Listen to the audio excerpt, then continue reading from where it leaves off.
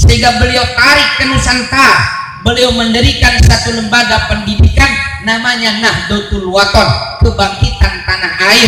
Saya baca dalam satu manuskrip di Leiden itu kalau dari Lakbok belok kanan di Belanda itu, ternyata lagu Subhanul Wathon, ya lal wathon ya lal wathon ya lal wathon bito la bito ya lal wadon ya lal wadon, bukan ya lal wathon gitu kan.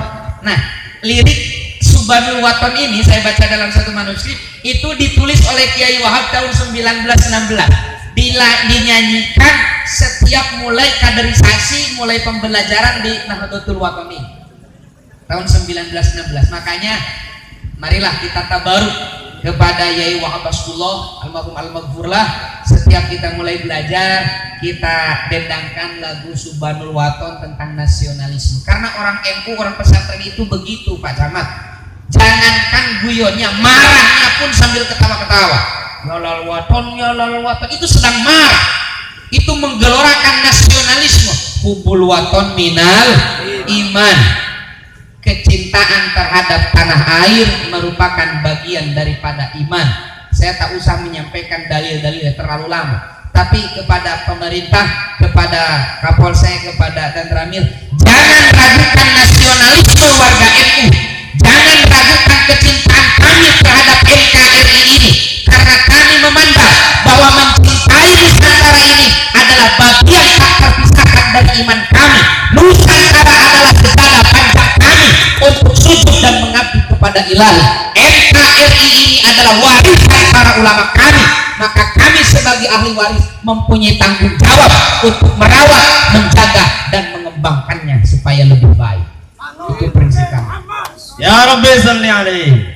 Nahdlatul Wathon berdiri panjang, 2 tahun kemudian berdiri Nahdlatul Tujar untuk membiayai operasional Nahdlatul Wathon. Jadi Nahdlatul Tujar itu kebangkitan para saudagar, kebangkitan para pedagang.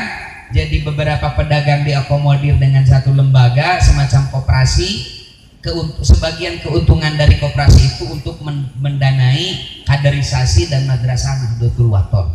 Jadi NU dari dulu mandiri. Jadi ketika sekarang PBNU mengadakan program Koin Muktamar, itu sedang mengikuti jejak leluhurnya, bahwa kita bisa berdiri di atas kaki sendiri, kita bisa hidup, kita bisa menjalankan program tanpa bergantung pada bantuan orang lain. Wabil khusus bagi sahabat-sahabat Ansor, namanya juga Ansor. Ansor itu penolong. Kalau Ansor meminta-minta, bukan Ansor, Mansur itu namanya. Wabil khusus sahabat gerakan pemuda Ansor. Nah, Nahdlatul Tujar, Nahdlatul Taswirul Afkar juga sama lah. Singkat cerita, biar cepat ibu ya, karena sebentar lagi dur. Bagaimana memahami Nahdlatul Ulama itu? Saya sering sampaikan, kalau kita ingin paham Nahdlatul Ulama, maka para kiai kita telah menyepakati lambang legendaris. Ini hasil dari 3 bulan istikharah Kiai Ridwan Abdullah. Ini logo Nahdlatul Ulama. Kita ingin tahu bagaimana gerakan Nahdlatul Ulama, kita ingin tahu bagaimana harokah Nahdlatul Ulama, maka lihat lambang Nahdlatul Ulama itu, filosofisnya seperti apa. Jadi tema kita kali ini, mari sama-sama kita menghayati makna filosofis yang terkandung di balik simbol Nahdlatul Ulama sebagai pegangan kita dalam bergerak. Yang pertama, Nahdlatul Ulama ada bintang paling besar di atas.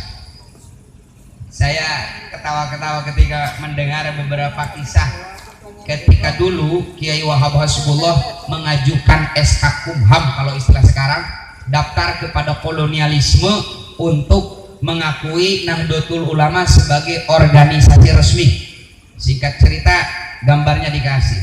Kata pihak Belanda itu, ini apa Kiai Wahab? Banyak bintang segala ini, kayak orang pusing. Biasanya kan di film kartun lamun lieur teh sok aya bintang ngurilingnya. Jadi itu orang NU teh lali pernah. Kata Kiai Ridwan begini, Pak penjajah, bintang di atas yang besar itu melambangkan kepemimpinan Rasulullah Shallallahu Alaihi Wasallam. Jadi Nahdlatul Ulama menjadikan fatsun kepemimpinan Sayyidina Muhammad sebagai suri teladan yang tidak bisa tergantikan oleh apapun.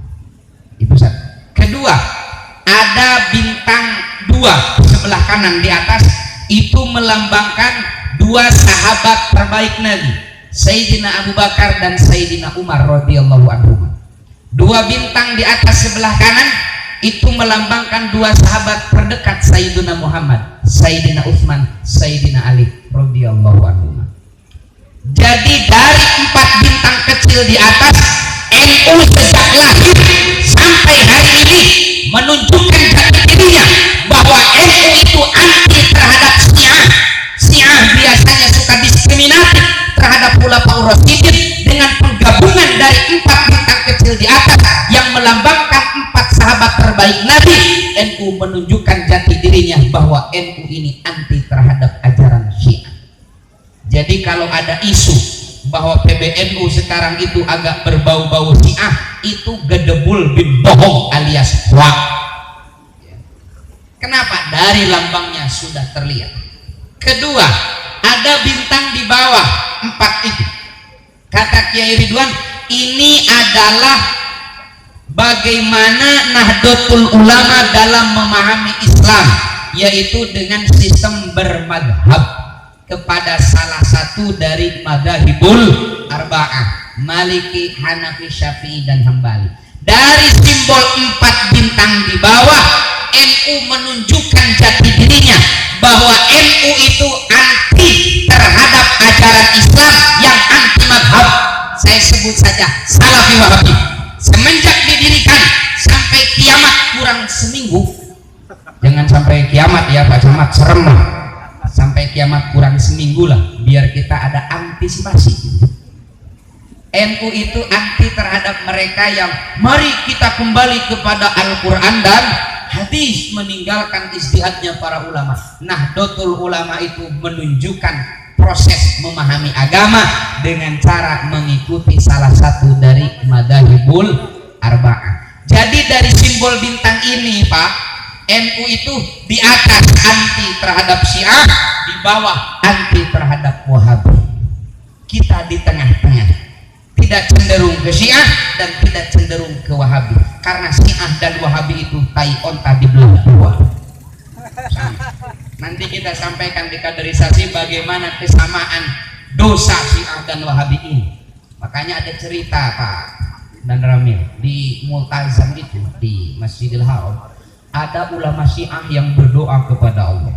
Ya Allah, makanya Iran dengan Saudi itu bagikan Tom and Jerry Pak, nggak pernah damai itu.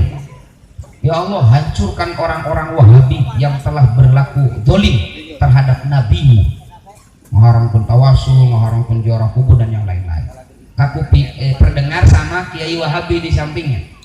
Ya Allah, hancurkan orang Syiah yang telah berbuat tidak sopan kepada sahabat-sahabatnya.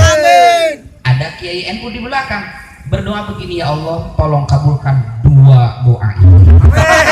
Amin. Kita dilarang mendoakan yang jelek, kita doakan saja, mudah-mudahan Allah mengijabah doa. Amin. Nah, lalu kata Kiai Wahab, 5 tambah 4 berapa Ibu? 9. 9 ini di dalam matematika Zen, dalam ilmu matematika 9 ini adalah angka paling besar. Tidak ada angka yang lebih besar daripada 9. Loh, banyak itu 11 itu 1 dengan 1 disambungkan. 1 itu kan di bawah 9. Tidak ada angka yang lebih besar daripada 9.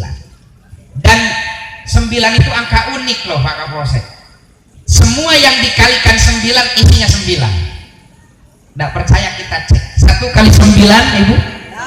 9. 2 kali 9 18. 18 itu 1 dan 8. 1 dan 8 3 kali 9 27. 2 dengan 7 4 kali 9 36. 3 dengan 6 9. 5 kali 9 45. 4 tambah 5 9. 6 kali 9 54. 5 dengan 4 7 kali 9 63. 6 dengan 3 8 kali 9 72. 7 dengan 2 9 kali 9 81. 8 tambah 1 10 kali 9 90. 9 tambah 0 18 kali 9 ini baru pusing. Kalau gak percaya cek, dah ada angka yang seunik 9 Pak. Lalu bagi masyarakat Indonesia 9 ini angka keramat. Kenapa?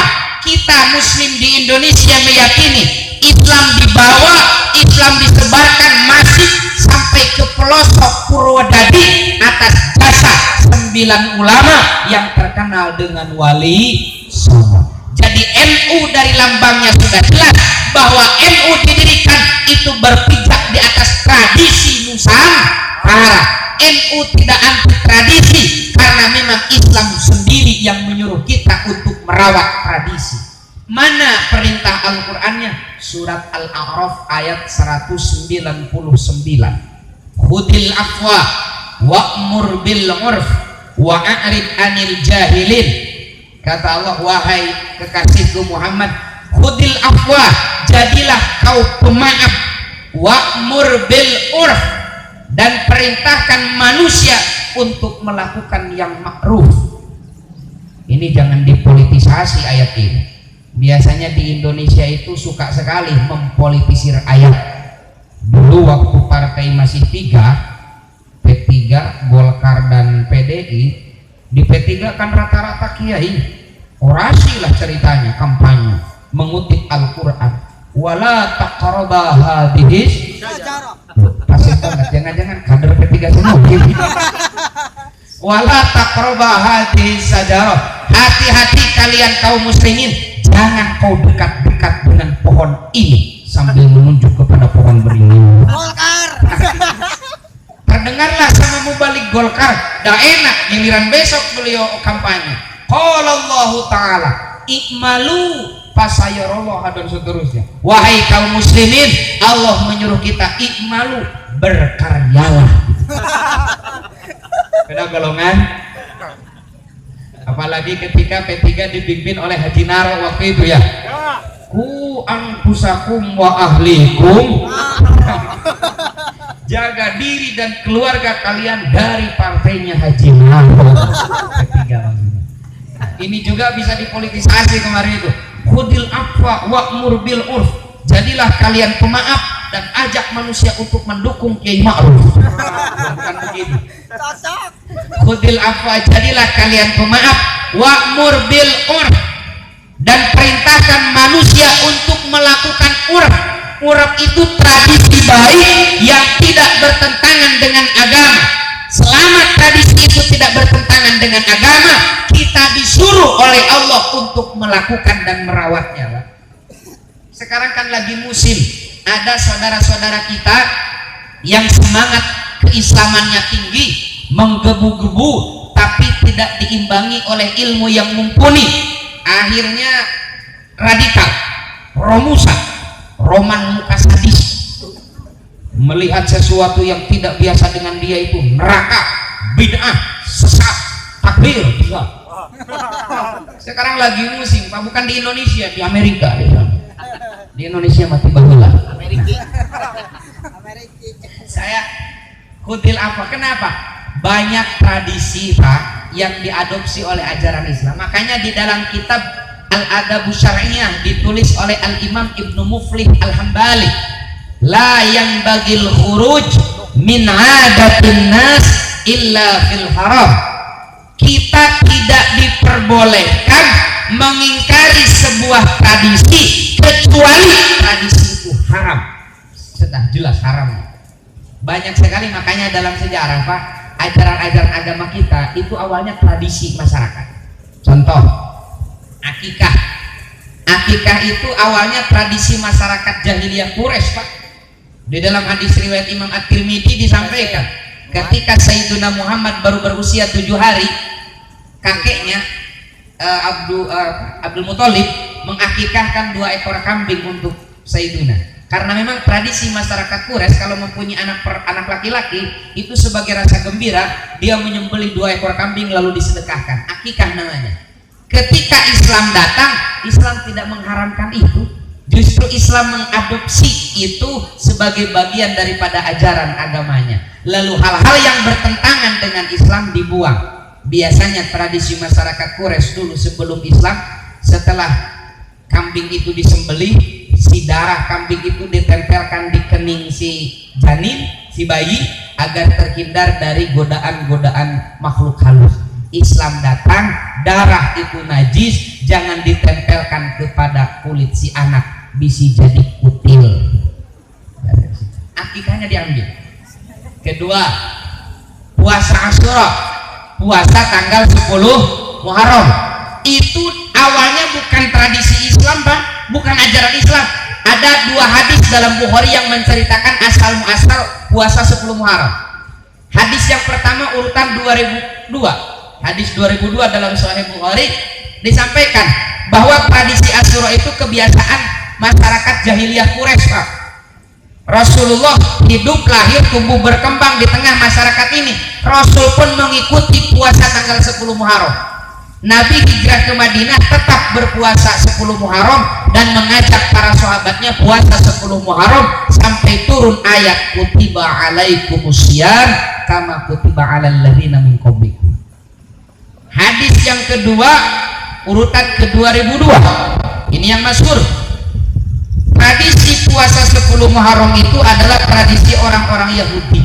Begitu Nabi datang ke Madinah melihat orang Yahudi berpuasa tanggal 10 Muharram.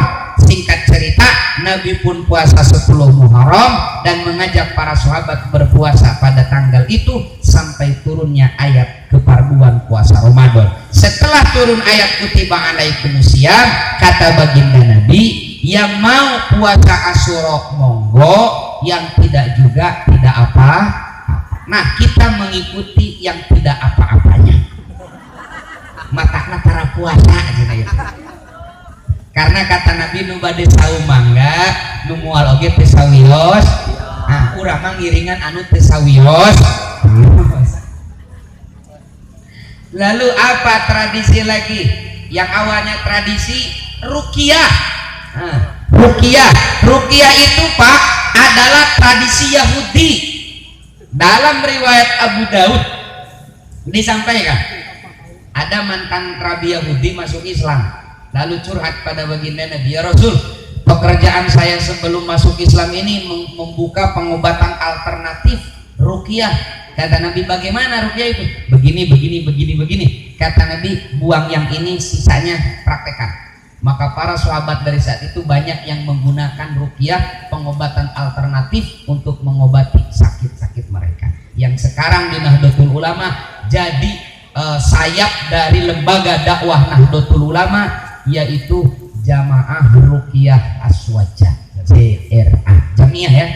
Untuk di Ciamis sudah berdiri. Nah, itu sayap dari LDM. Nah, ruqyah itu awalnya dari Yahudi. Tapi Rasulullah tidak anti terhadap tradisi itu.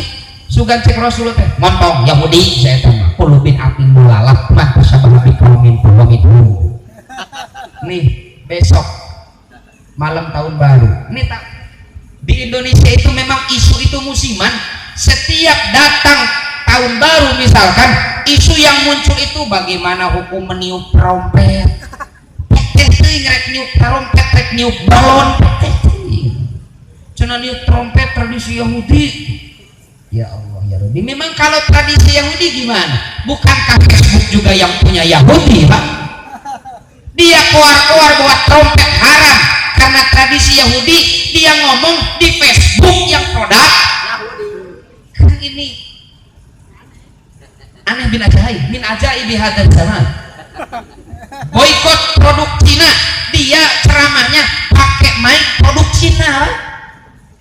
Loh, jangan munafik dalam hidup, gitu kan? Slow saja. Islam ini slow, sungguh slow, tetap slow. Jadi jangan terlalu serius, Pak.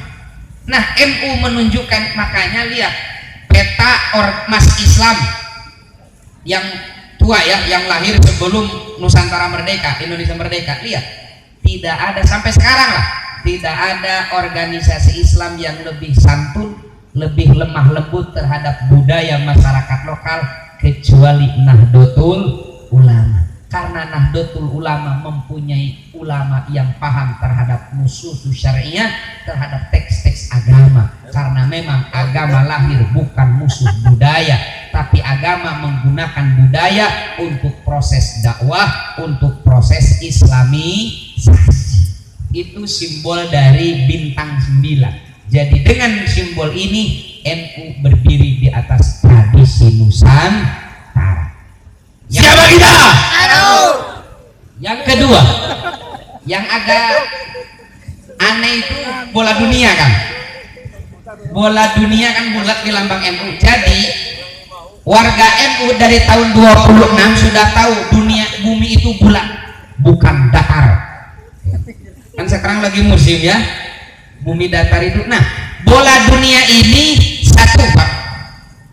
Kata Ridwan, di dunia inilah tempat kita berpijak, di bumi inilah tempat kita sujud. Jadi NU didirikan secara rasional dan realita. Kenapa?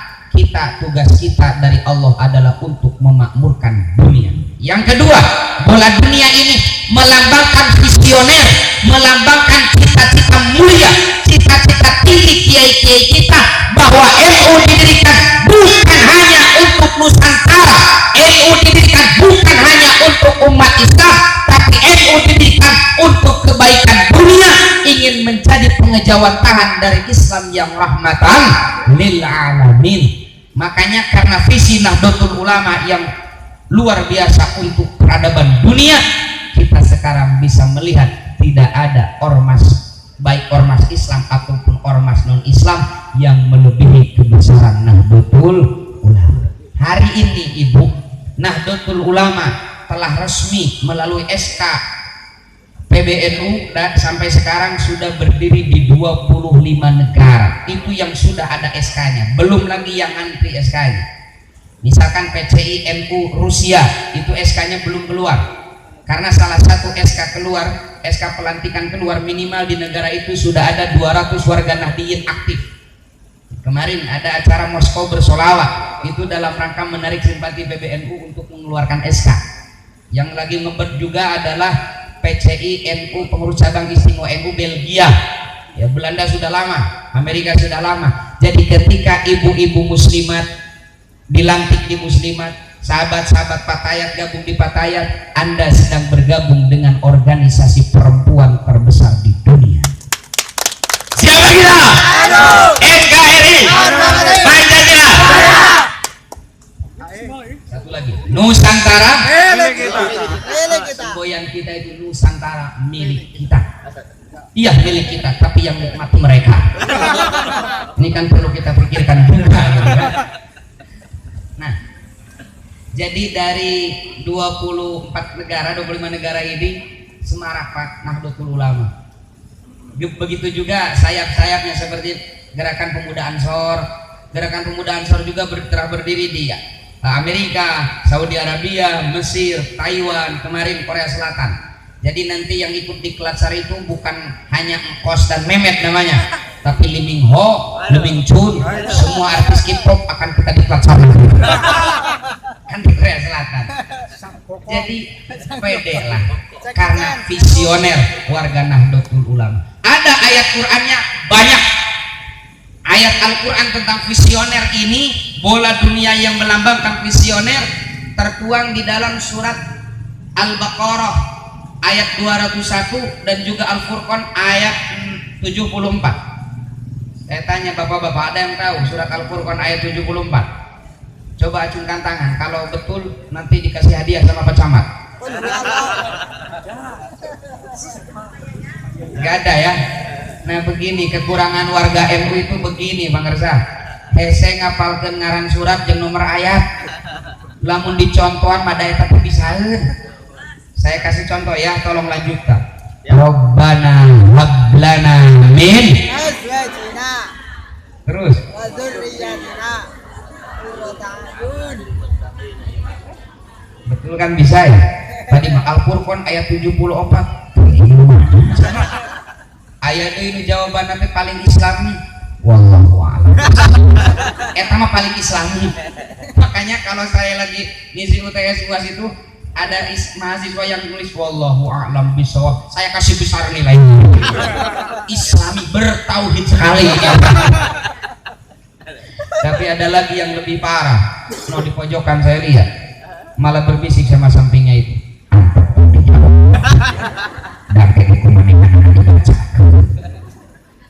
Lihat waja'alna lil muttaqina imama.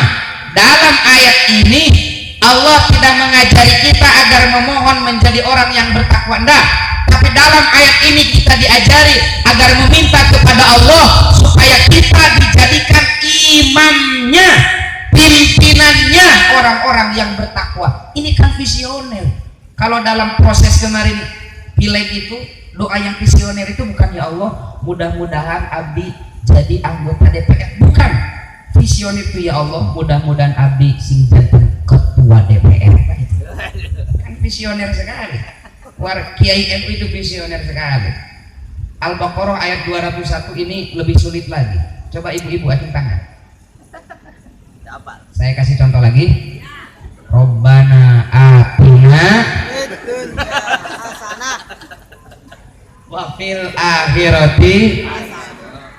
Lihat ini Pak, ini visi seorang muslim. Fid dunya hasanah wa fil akhirati hasanah. Sukses dunia, sukses akhirat. Ini visioner, jauh memandang ke depan. Fatona visioner itu. Makanya seorang pemimpin itu harus fatona, harus cerdas, harus visioner. Kenapa? Power itu, nih bagi pengurus-pengurus baru, power itu, kekuatan itu tidak terletak di otot kita, tapi power itu terletak di kepala kita. Makanya Islam mengajari kepada kita, kiai-kiai Nahdlatul Ulama mengajari kepada kita dari lambang bola dunia itu agar kita visioner, di kepalanya optimis, menatap masa depan, husnudon, roja ilallah. Inna Allah wa malaikatahu yusholluna 'alan nabi